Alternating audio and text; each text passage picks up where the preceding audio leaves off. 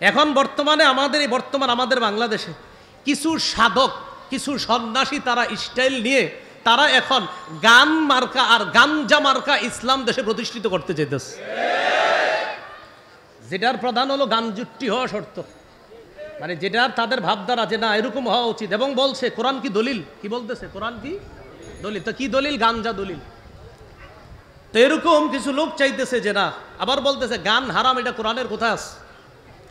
তাহলে কি নজর ইবনে হারেস ইরান থেকে কিছু গায়িকা ক্রয় করে আনছে, কিছু গান গল্প মিথ্যা গল্প ক্রয় করে আনছে। উদ্দেশ্য কি? কোরআন না শুনে যেন তারা কি শোনে? গান শোনে আর মিথ্যা গল্প শোনে।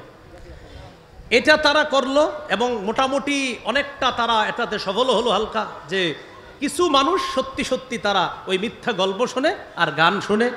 তাহলে কোরআনের বিরুদ্ধে এটা দাঁড় করালো। ঠিক বর্তমান সমাজে অনেক মানুষ এখন গানকে বৈধ বলতে চায়। বৈধ বলার দলিল দেয় কি জানেন? বলে দাউদ নবী গান গাইতে গাইতে নবুয়ত পাইছে। না নাউজুবিল্লাহ, আরো আস্তে কর। গানের দলিল কি? দাউদ নবী গান গাইতে গাইতে নবুয়ত পাইছে। এটা কোনো লিখিত বক্তব্য না, এটা মুখের কথা, ভিডিও আছে। দাউদ নবী গান গাইতে গাইতে কি পাইছে? দলিল নিচে কোত্থেকে জানেন? বুখারীতে মিজমার আছে একটা, এই মিজমার মানে মনে করছে গান। এখানে সহিহ বুখারীর 5048 নম্বর হাদিস।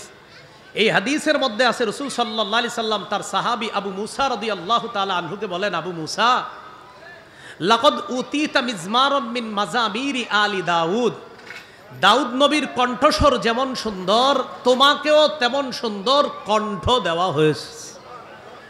এই কণ্ঠকে এখানে নিয়েছে কি? যে দাউদ নবীর গান যেমন সুন্দর তোমারও গান তেমন সুন্দর। এটা কারা দলিল দিচ্ছে? যারা গানকে বৈধ করতে চায়। সহিহ মুসলিমের বর্ণনা 1737 নম্বর হাদিস, আর ইসলামিক ফাউন্ডেশন অনুযায়ী 1725 নম্বর হাদিস, 1725 নম্বর হাদিস। এই হাদিসের মধ্যে আছে রাসূল সাল্লাল্লাহু আলাইহি সাল্লাম তার সাহাবী আবু মুসা রাদিয়াল্লাহু তাআলা আনহুকে বলেন, আবু মুসা আমি গতকালকে রাত্রে তোমার কোরআন তেলাওয়াত শুনলাম, আমি গত রাতে তোমার কোরআন তেলাওয়াত শুনলাম। তুমি যদি জানতে যে আমি তোমার পাশে কোরআন তেলাওয়াত শুনছিলাম, জানো তোমার কোরআন তেলাওয়াত শুনে আমার কি মনে হয়েছে? লাকাদ উতিতা মিজমারাম মিন মাজামিরি আলি দাউদ, দাউদ নবীকে যেমন সুন্দর একটা কণ্ঠ দেওয়া হয়েছে, এটার মাধ্যমে তিনি জাবুর তেলাওয়াত করতেন, তোমাকেও এমন সুন্দর একটা কণ্ঠ দেওয়া হয়েছে। উদ্দেশ্য কণ্ঠ না গান? উদ্দেশ্য কণ্ঠ না গান? এই কণ্ঠরে বানাইছে গান। সহিহ বুখারীর বর্ণনা, বলেন কোন কিতাবের? বলেন 5590 নম্বর হাদিস। বলেন নবীজি বলেছেন, আমার উম্মতের মধ্যে একদল মানুষ হবে যারা জিনাকে হালাল মনে করবে, রেশমের পোশাক হালাল মনে করবে, মদ হালাল মনে করবে, বাদ্যযন্ত্র হালাল মনে করবে।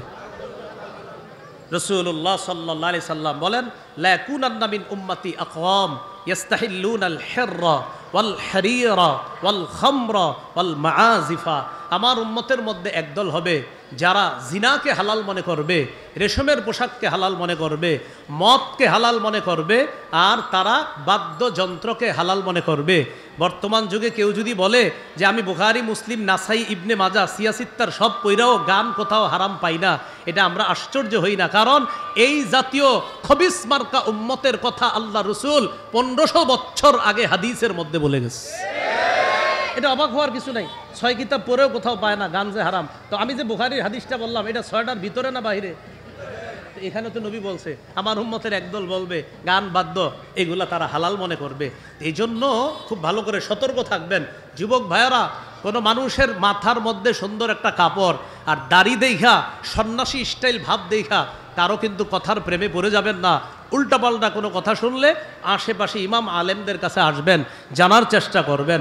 আল্লাহ তাআলা যেন আমাদের সকলকে সঠিকভাবে আমরা ইসলামের উপর থাকতে পারি, আল্লাহ তৌফিক দান করেন।